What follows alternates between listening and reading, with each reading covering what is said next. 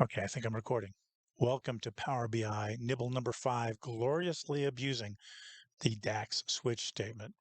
I'm Alan Farner. I'm quite fond of Power BI. Use my advice at your own risk. I'm serious. Don't sue me or anybody I work for. If where you're watching this allows you to say like, subscribe, maybe even turn on notifications, please consider doing so. It will make a kitten smile somewhere. For all my nibbles, you can go to that's one word, by the way, dataguide.me/YouTube. And all my tutorials are on Nibbles Wiki, which the URL is literally nibbles.wiki. For this specific Power BI nibble, please go to dataguide.it, not me, dataguide.it/PBI nibble, the digit 5, PBI nibble, the digit 5. I think that's enough of a preamble. Ready? Let's learn together. Okay, I want to give you a little background first. So I'm doing code review with a teammate and in the data model, and I look and he's got this switch statement. In the switch statement, the first argument is true, the function true. I'm like, what the heck? Well, let me show you something here. Let's bring up the switch statement. Will that do it? Look at that. Okay, so you can see the switch statement. So the first argument is supposed to be an expression that evaluates to a constant value. So you're going to go row by row in the data model, and the rows in the table. It's going to evaluate, it's going to have expressions, constant value, and this is going to be compared to a value. And if it does match that, it's going to do the result, and then it's going to do the next value, the result, and then finally, you can have your last argument can be what you want it to be if none of them match. So his first one here is true, which didn't make any sense to me. And then notice what this says about a value. It says a constant value to be matched with the results of an expression. Now, how about you? But if something can evaluate to true or false, which is what he was doing for the value, it was a expression that would evaluate to true or false. And then if it evaluated true, he had what he wanted the value to return.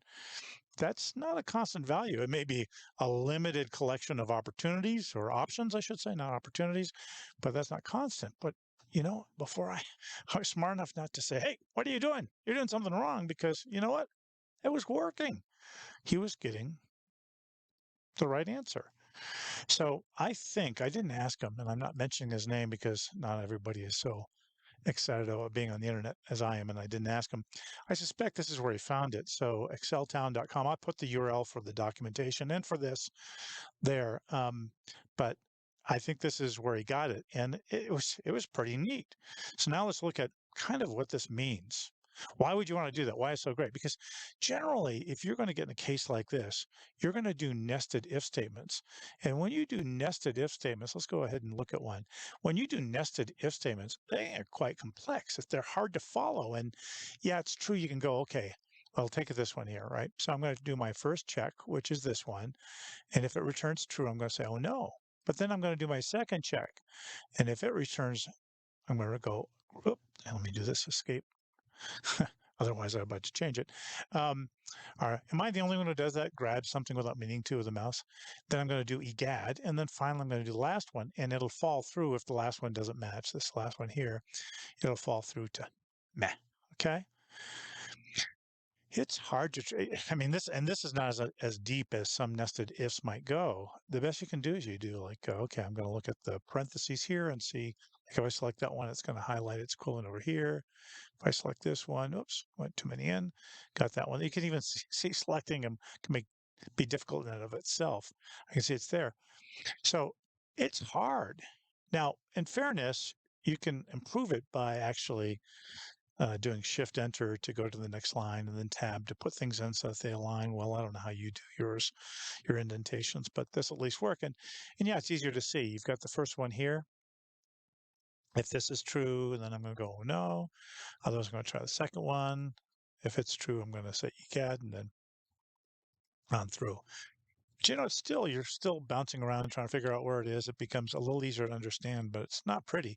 And just imagine again that this is multiple layers through. Excuse me, I like to mute. My soda's fighting back. Um, let's look at the switch statement instead. So understand, first thing is true. Then what he does, he says, I'm going to evaluate this. And if it's true, then I'm going to return, oh no. And now we've got pairs. the test, and then what we want to return if the test is true. I can't talk today. The test, and then return what the if the test is true. And then finally, if nothing matches, the fall through in the switch statements is the met. So this already to me looks easy, better, not necessarily than the second one of the if. That might be easier to read because it's not in one line, but notice a lot easier. You've got your original value, you've got pairs of things to try. If this matches, give this. If this matches, give that. And then you have your final argument, which is what do you give if nothing matches? So I like this already better, easier to deal with. And the reason it and ifs work the way they do is because the first match wins, right?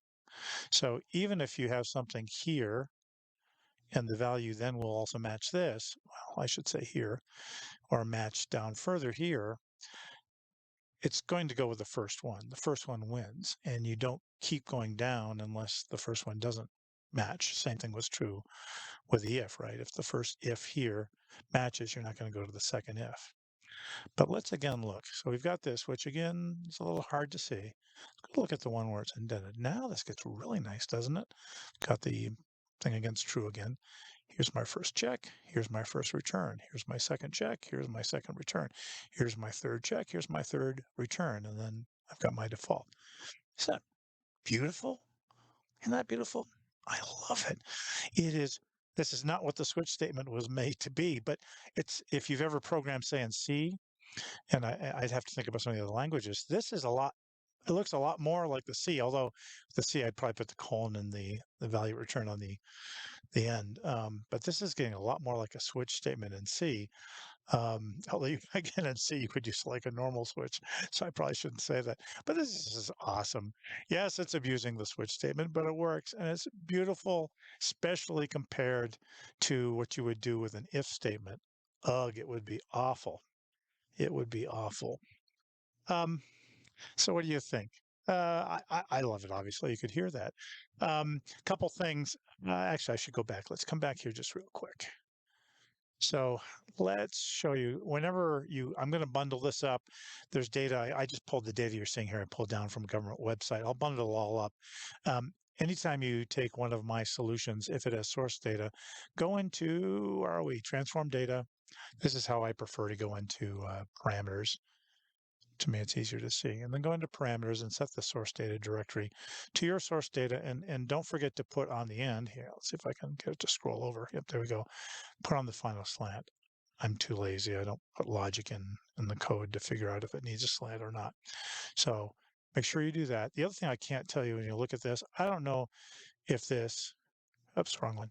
I don't know if the if is faster than the switch. You're always going to debate when you look at stuff like this. Let me bring this back up here. Yeah, wrong one. Didn't need the first one again. End one. Let's go with the end one. Okay. You're always when you code, you want to code for more than one thing. You definitely want it fast. If something is really slow, it doesn't matter how good it is to read. But you also want to make it more supportable. It might be you, but it might be somebody else. And I'd say the switch statement, the way that great fellow team member did, just perfect way to make it more readable, at least for me. But I can't tell if it's faster or not. Um, that's about it. I love your comments. Please put them down there. I also, as I kind of said before, if you got a way to like, please like it or subscribe, or what do they say, ring the bell, turn on the alarms. And I'm very interested in your comments about this, about what you might like some PBI nibbles to be. Thanks for watching, and I'll see you at the next PBI nibble.